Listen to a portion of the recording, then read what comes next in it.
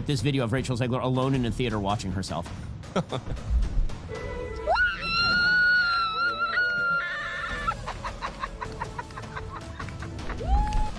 One of the most unlikable humans. That ever. is sadder than when the original Snow White eats the apple. She didn't just storm off. Oh no! Word is, Rachel snapped during the final Evita rehearsal. Insiders have been buzzing about this meltdown for weeks, and now the whole thing's out there on video for everyone to see. Sources say the leaked footage captures the exact moment everything blew up. Rachel's in the middle of her scene, giving it her all, when suddenly she snaps out of character, yells something off mic, and BAM! Chucks what looks like a rehearsal prop, maybe a scarf or even a small mic, across the stage. The whole cast? Frozen. The crew? Stunned.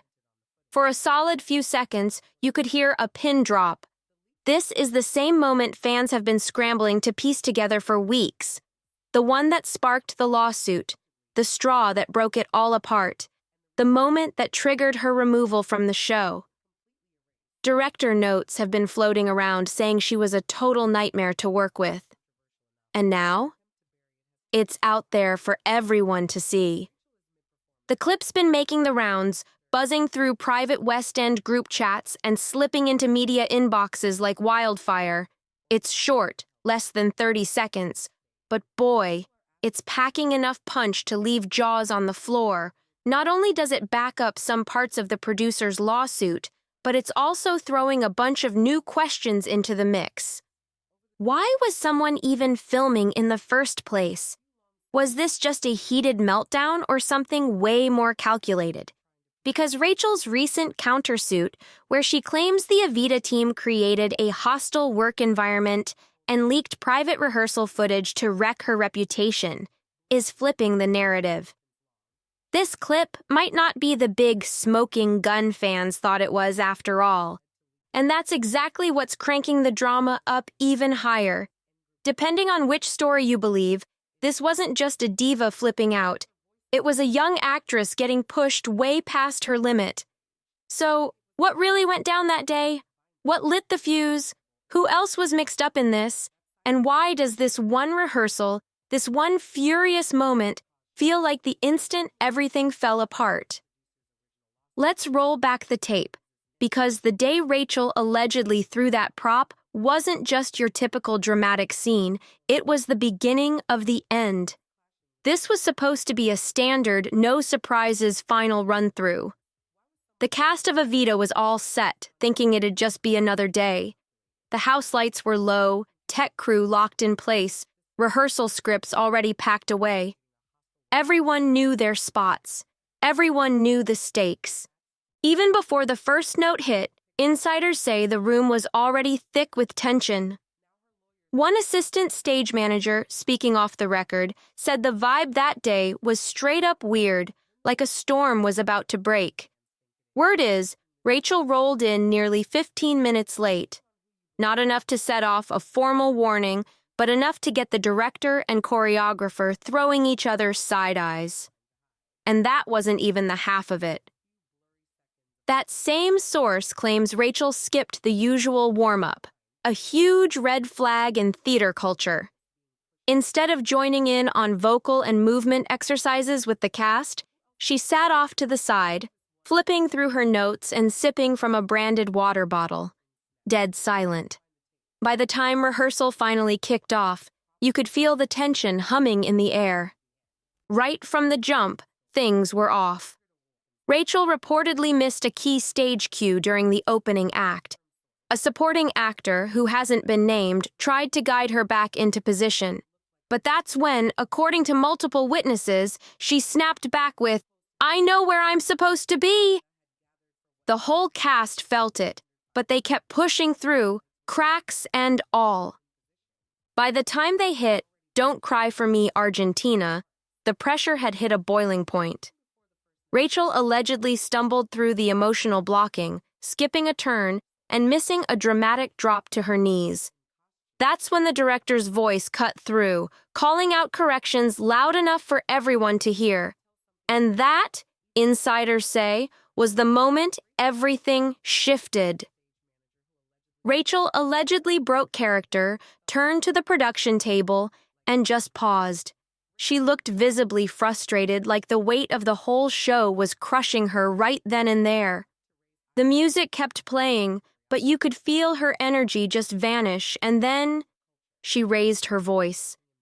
She didn't exactly shout, but she was loud enough that everyone in the room caught what she was saying. The exact words depends on who you ask. But what happened next? That was crystal clear. Just moments later, she reportedly grabbed a prop from a nearby set piece and hurled it across the stage. It wasn't a wild move that came out of nowhere, but according to multiple insiders, the impact of that throw was felt for hours. The object Rachel threw wasn't some heavy or dangerous thing. In that moment, though, it didn't matter. It was a symbol, her breaking point. Some say it was a rolled-up rehearsal scarf from a costume change. Others claim it was her marked-up script binder. One witness swore it was just a paper prop, like a fake letter or note used in a scene. Whatever it was, it flew across the stage and landed with a loud, awkward slap against the floor. It didn't hit anyone, but the sound, and the silence right after, was chilling. Everyone froze. Not just the actors or the director. The whole room stopped, dead silent. One chorus member, speaking anonymously, said, "You could feel the air get sucked out of the room." People weren't angry. They were just straight up stunned, like, did that really just happen? Rachel reportedly stood there for a moment after the throw. No explanation, no apology. Just a long, tense pause, a look of visible frustration, and then she turned her back to the audience and quietly walked off to the side of the stage. Some say she muttered something under her breath, something about being disrespected, something about not being a puppet, but none of it got caught on mic, and that's exactly what's adding to the mystery. Then came the reaction. The director stood up from the table, a few crew members started whispering to each other, and you could just feel the tension spike. The stage manager called for a break, and the rest of the cast quietly shuffled off stage one by one. One source claims a supporting cast member passed by Rachel and murmured, "That was uncalled for." Rachel, she didn't say a word back. But what makes this moment even more controversial is what supposedly happened right after that break. Instead of heading back to the stage, Rachel stayed backstage. Crew reports say she was pulled aside by the assistant director and two members of the production team. What was said? Nobody knows. But one thing's for sure, she didn't come back for the rest of rehearsal. About an hour later, an internal rehearsal report was allegedly filed.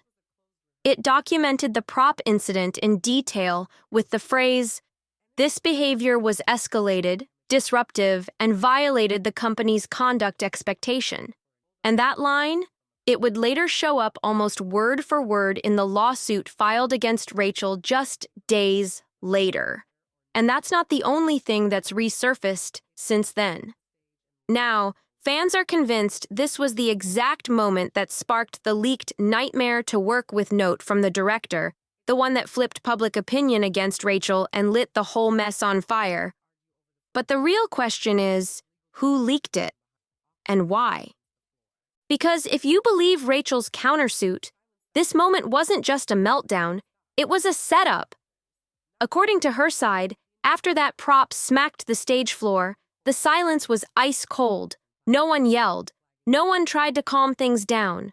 No one even clapped back. It felt like the pressure valve had blown wide open, and everyone knew there was no coming back from this. The stage manager, trying to keep some control, quickly called for a 10-minute break. But this wasn't the usual kind of pause where everyone cracks jokes or stretches in the wings. The cast cleared the stage. Some ducked into dressing rooms. Others huddled backstage in tight little groups, whispering. Everyone was watching, waiting to see what Rachel would do next. But she didn't say a word. Witnesses say she just stood there, near the wings, one hand on her hip, shaking, not crying, not apologizing, just locked in this stunned, stubborn silence. A chorus member later spilled to theater gossip blogs that one of the newer castmates looked absolutely terrified. It was her first West End gig, and there she was, watching the star of the show throw a prop in front of the director. That's not the kind of scene you forget. After a few tense minutes, the assistant director reportedly approached Rachel, trying to calm the storm. No shouting, just a quiet, tense exchange. Word is, Rachel stood her ground and said, "You keep pushing me. You want a reaction. Now you got one." Those exact words, if true, could come back to haunt her or maybe even defend her depending on who's telling the story. Rachel didn't come back for the rest of the day. She left quietly, before the break even ended. No big announcement, no dramatic meeting, just a simple text to her rep. By the end of the day, the rumor mill was already in overdrive, and by the next morning, one phrase was floating around the backstage circles. That was the final straw. That same line popped up later in leaked notes, the same line that painted Rachel as unmanageable, the same one used to justify kicking her off the show. But now, thanks to the leaked footage, fans are wondering, was this really a meltdown, or was it a setup from the start? By the time the cast got back from break, Rachel was gone, but the director wasn't, and he wasn't calm.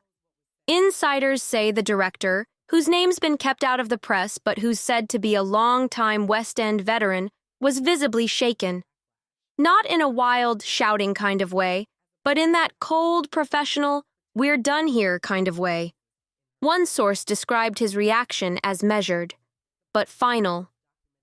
Instead of blowing up, he reportedly went straight to the stage manager and asked for a formal report to be filed. This wasn't just a note jotted down in a rehearsal journal. This was real documentation, the kind used for contracts, HR, and legal backup. By that evening, an internal memo was allegedly sent to producers and senior creatives. And that's where we leave it for now. Don't forget to hit that like button, drop a comment, and smash that subscribe button for all the latest updates. Catch you on the next one.